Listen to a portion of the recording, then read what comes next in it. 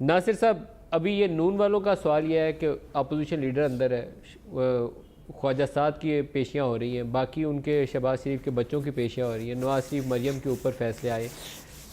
अब बिलावल भुट्टो और आसिफ अली जरदारी और उनकी बहन फरियाल तालपुर, उनकी भी पेशियाँ हैं, लेकिन हुकूमत की जानिब से क्या ऐसी किसी की पेशी लगी हुई है? लाइन में लगे हुए हैं लोग।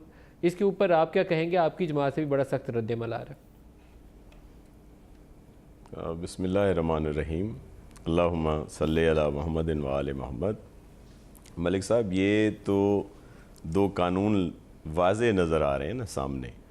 एक अपोजिशन के लिए है और एक जो ट्रेजरी बेंचेस हैं या जो उनसे वाबस्ता हैं लोग हैं हुकूमत से, उनके लिए है।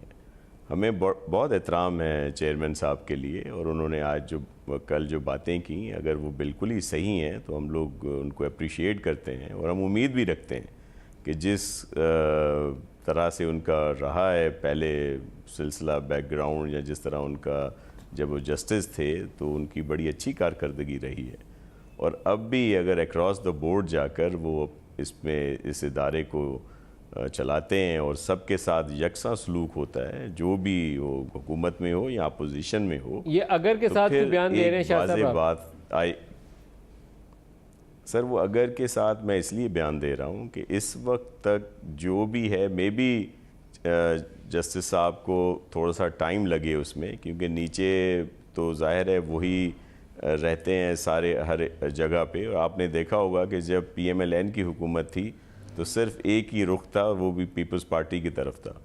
अब जब ये PMLN हुकूमत में नहीं रही तो अब जाहिर है वो भी इस ज़मरे में आ गए हैं, और आइंदा जाहिर है PTI ने भी आना है।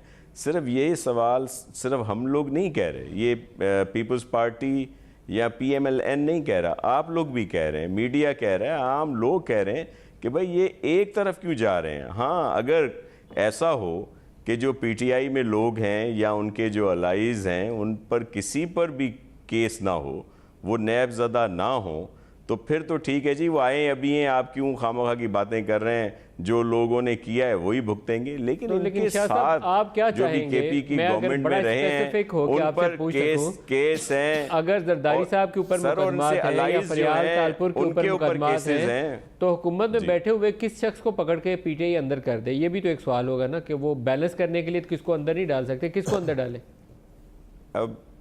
अब मलिक साहब, आप मुझसे क्यों कहलवाना चाहते हैं, क्यों नाम चाहते हैं कि मैं मीडिया पे कुछ लोगों के नाम लूं?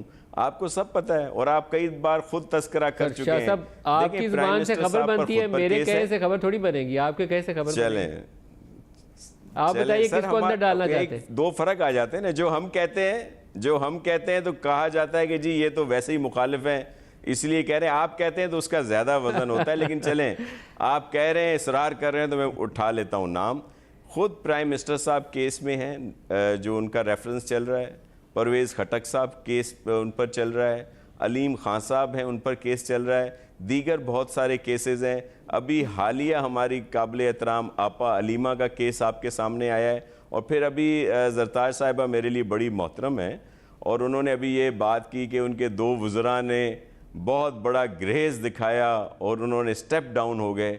मुझे ये बताएं कि सवाती साहब कितने अरसे के बाद हुए, और जो कुछ उनके साथ कोर्ट में हुआ, अगर वो इससे पहले ही ये सब कुछ कर जाते तो इस तरह की उनकी सुबकी नहीं होती।